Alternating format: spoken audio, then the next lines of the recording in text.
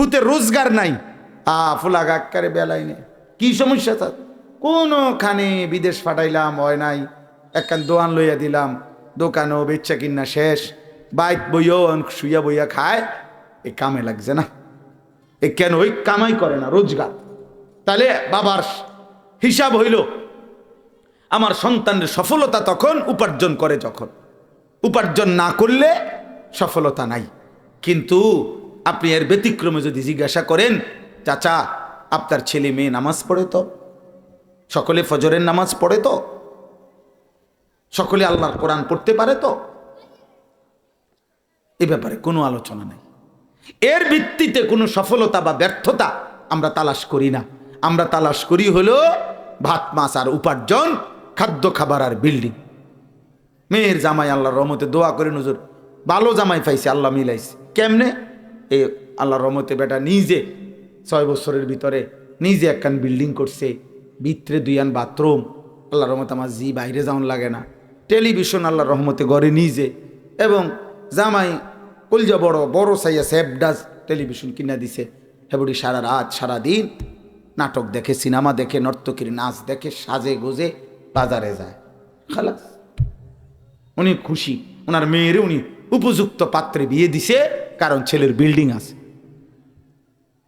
তাহলে উপযুক্ত পাত্রর উপযুক্ত জামাই কিসের ভিত্তিতে? বিল্ডিং, জমি, টাকা, বিদেশ, সম্পদ। তো সেজদা, নামাজ, আখেরাত, হালাল হারাম, এটার কোনো দরকার নাই নাকি? কথা বলেন না? এটা কোনো বিষয় না, এটাই তো বিষয়, এটাই তো ছিল বিষয়। তো আমি আপনাদের কাছে সূরা ফাতিহা এই আয়াত পড়ছিলাম। শুরুতেও যারা ছিলেন তারা শুনছেন। সূরা ফাতিহা কোরআনুল কারীমের অত্যন্ত গুরুত্বপূর্ণ একটি সূরা। আমাদের প্রিয় নবী সাল্লাল্লাহু আলাইহি ওয়াসাল্লাম তিনি বলেছেন যে ওই সত্তার কসম যার হাতে আমি মুহাম্মদের প্রাণ, আল্লাহ তাআলা পূর্ববর্তী যত আসমানি কিতাব নাজিল করেছেন, সকল আসমানি কিতাব সহ এমনকি 30 পারা কোরআন যে আল্লাহ নাজিল করেছেন, পূর্ববর্তী সমস্ত আসমানি কিতাব এবং কোরআনের বাকি অংশ পুরা 30 পারা, এই সবটা একত্র করলেও সূরা ফাতিহা তার চাইতে ঊর্ধ্বে। সূরা ফাতিহার সমকক্ষ কোনো কথা আল্লাহ তাআলা পূর্ববর্তী কোনো আসমানি কিতাবেও নাজিল করে নাই, কোরআনের বাকি অংশও নাজিল করে না। এতটা আজিমুশ শান সূরা ফাতিহা। দিনের পর দিন, বছরের পর বছর রব সেই ভোর ফজরের নামাজ থেকে নিয়ে রাত্রি এশা পর্যন্ত 5 ওয়াক্ত নামাজের ফরজ, ওয়াজিব, সুন্নতে মুআক্কাদা হর রাকাতে, প্রত্যেক রাকাতে সূরা ফাতিহা কেন পড়া? এতবার কি আর পড়তে হয়? এক কথা কি আর এতবার বলতে হয়? এক চাওয়া কি এতবার চাইতে হয়? আল্লাহ বলছেন হ্যাঁ, এতবারই চাইতে হয়, এতবারই চাইতে হয়। কারণ বান্দা, সূরা ফাতিহা তোমার জিন্দেগি, সূরা ফাতিহাই জীবনের চাওয়া তোমার, সূরা ফাতিহাই তোমার আখিরাত, সূরা ফাতিহাই তোমার হায়াত, সূরা ফাতিহাই তোমার বেঁচে থাকার অবলম্বন, সূরা ফাতিহাই তোমার জিন্দেগির সমস্ত কিছুর মূল প্রেরণা। এই জন্য আল্লাহ তাআলা প্রত্যেক রাকাতে বান্দার জবান দিয়া সূরা ফাতিহা পড়ায় না? কথা বলেন না? নামাজিরা বলেন, বে নামাজিরা আপনি মাতালারেন যে হেরাজন কয় ভুল কয়নি। বে নামাজি তো আর নামাজ পড়ে না, হের কি এর সূরা ফাতিহা আর কি এর আলাম তারা। আহা, আয় হায়। আমি প্রতিদিন বলি, আমার বাস্তবতা হলো আসলে যাদের কপালে সেজদা নাই, নামাজ পড়ে না, ওরা আসলেই কোনো মানুষের অন্তর্ভুক্ত না। সত্য কথাই, এটাই সত্য। ওরা ইনসানের কোনো অংশ নয়।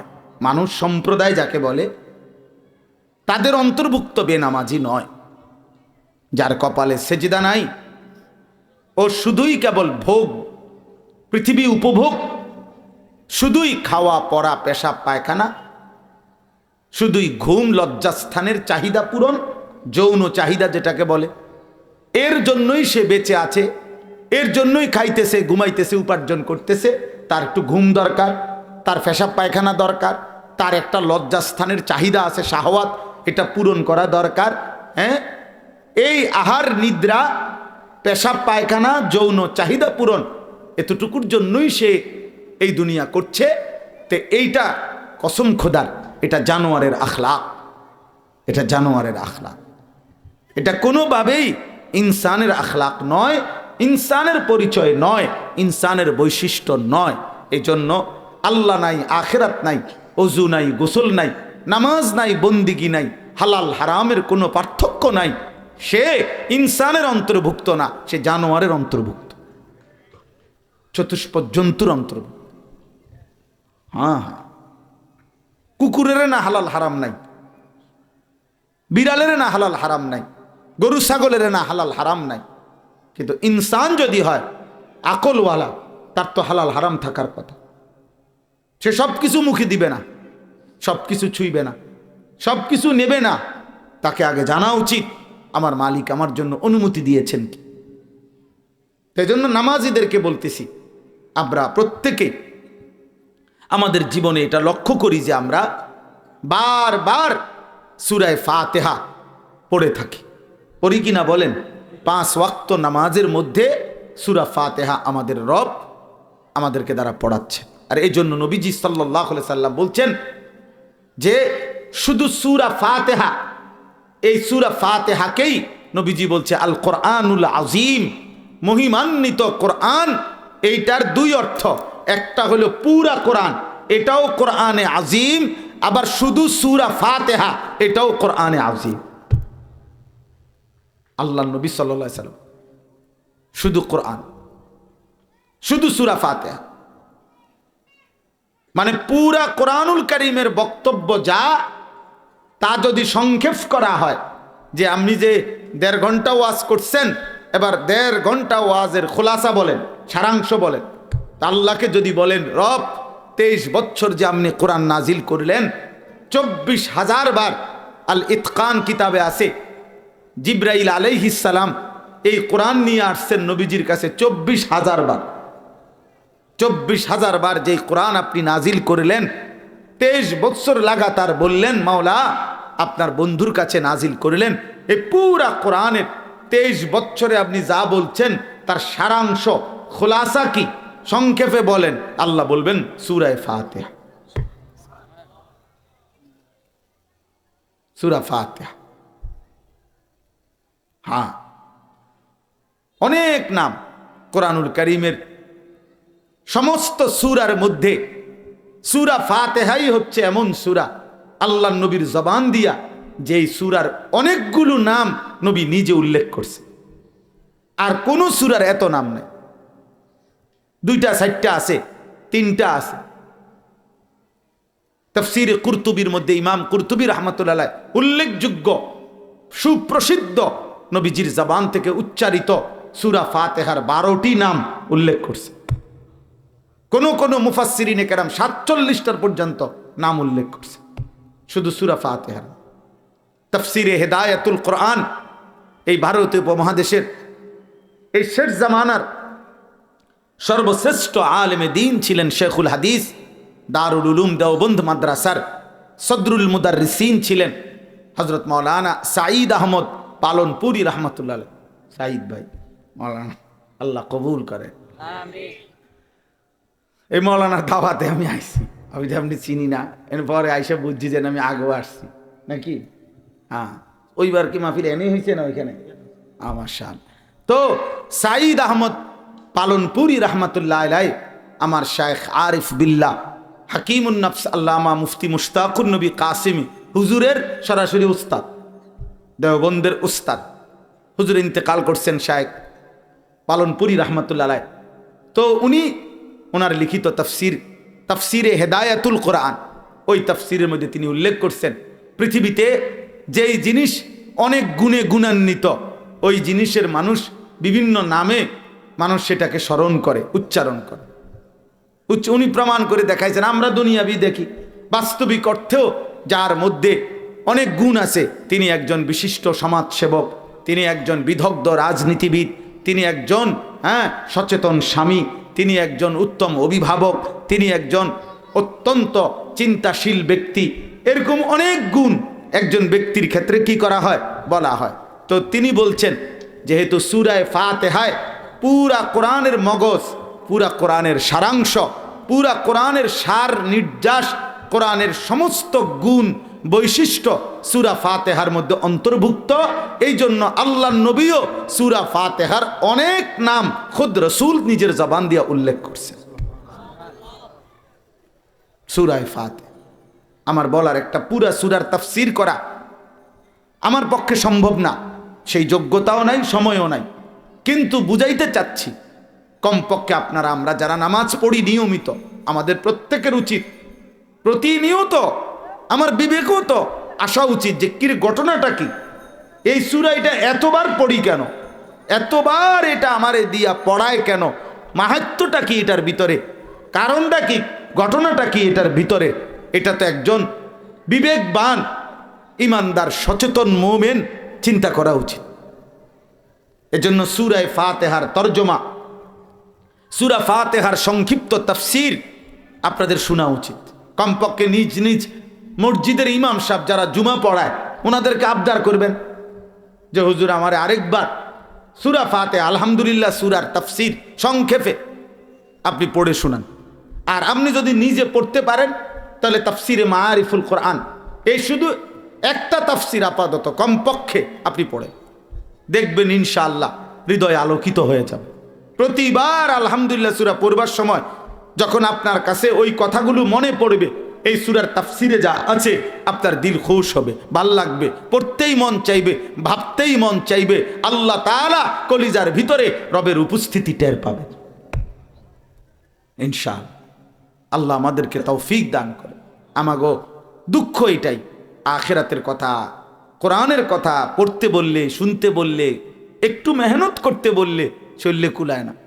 চাচারে বলবেন চাচা কদ্দুর আল্লাহর কোরআন শিখেন, সূরা কেরাত দোয়া কালাম শিখেন, একটা কোরআন শরীফের অর্থ তর্জমা কদ্দুর পড়েন বা শোনেন না।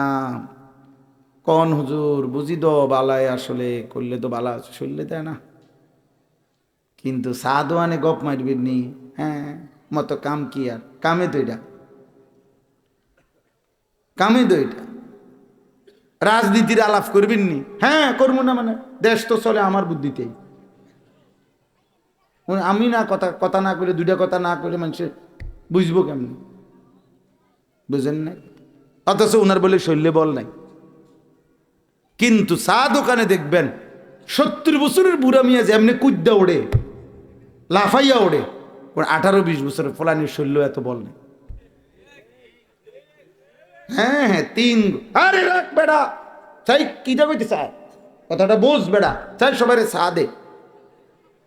আজকে বুঝাইয়া যাম তো করে কথাটা, কোন পয়েন্টে শেখ হাসিনা ভুল করছে আজ যা বুঝাম। যদি আমার তে বুদ্ধি লইতো তাহলে তাই বেরিয়ে আজ ফতে ফতে ঘুরল নইল। আল্লাহ রক্ষা করছে আমনেতে বুদ্ধি, অন্তত ফতে ফতে গোরে আমনের বুদ্ধি লইলে এমনি কবরে গেল গাইলে, মানে বেহুদা কথা। আসলে মানে কি বেহুদা। আল্লাহর কোরআন শিখেন, কোরআন নূর, কোরআন।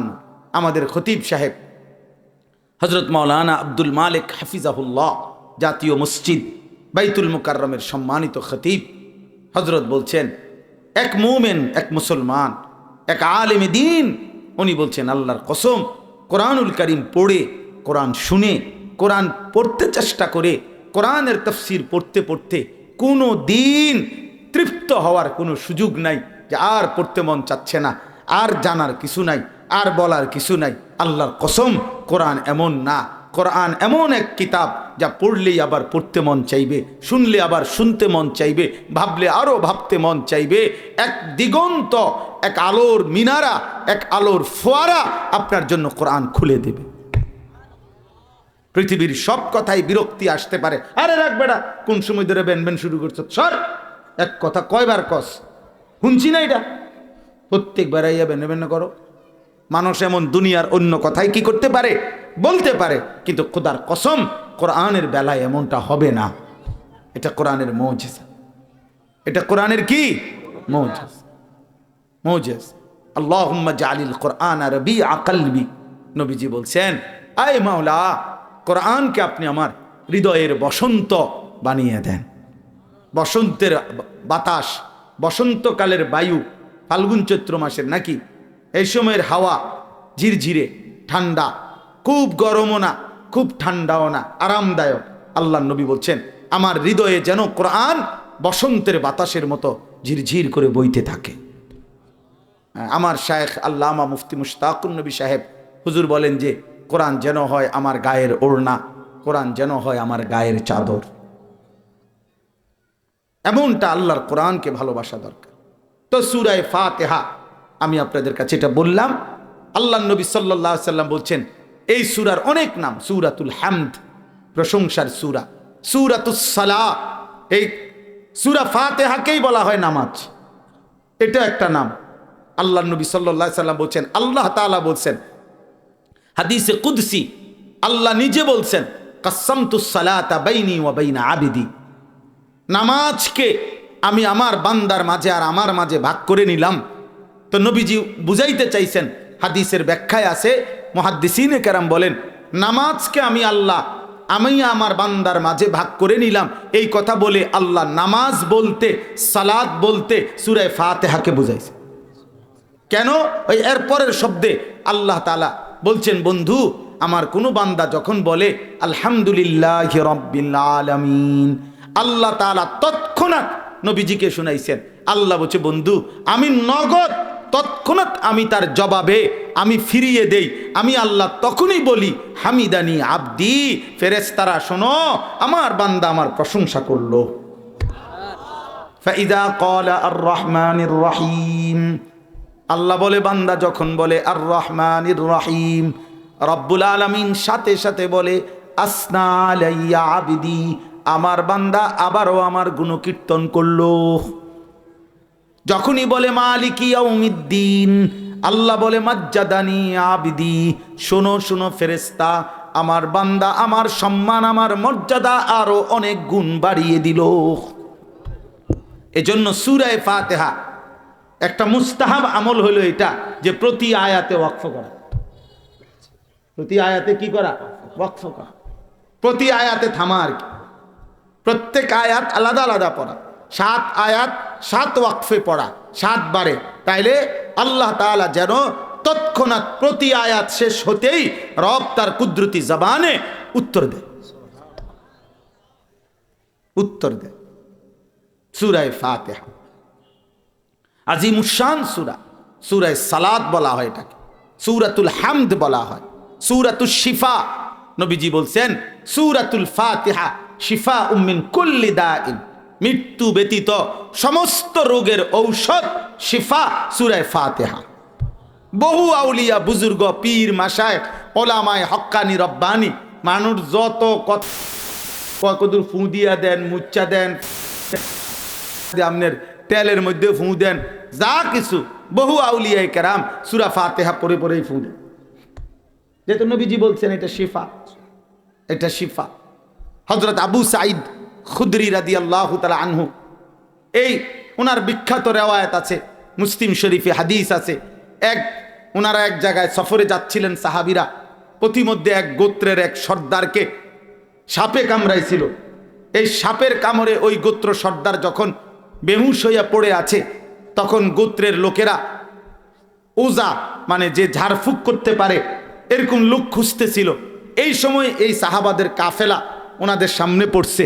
ওনারা তখন জিজ্ঞেস করছে, আপনাদের মধ্যে কেউ আছেন যে সাপের বিষ নামাইতে পারবেন? আমাদের সর্দারকে সাপে কামড়াইছে। তখন হযরত আবু সাঈদ খুদরি রাদিয়াল্লাহু তাআলা আনহু সেখানে ছিলেন। উনি বললেন, যদি সাপের বিষ নামাই দিতারি তো কি দিবা? দিবেটা কি? বলছে, এক পাল ছাগল। এক পাল মানে অনেক, মনে করেন 200-400 ছাগল, এটার এক পাল কয়, এক পাল ছাগল দেবো। কয়েছে চলো। সর্দারের কাছে গেছে, সর্দারের কাছে গিয়ে হযরত আবু সাঈদ খুদরি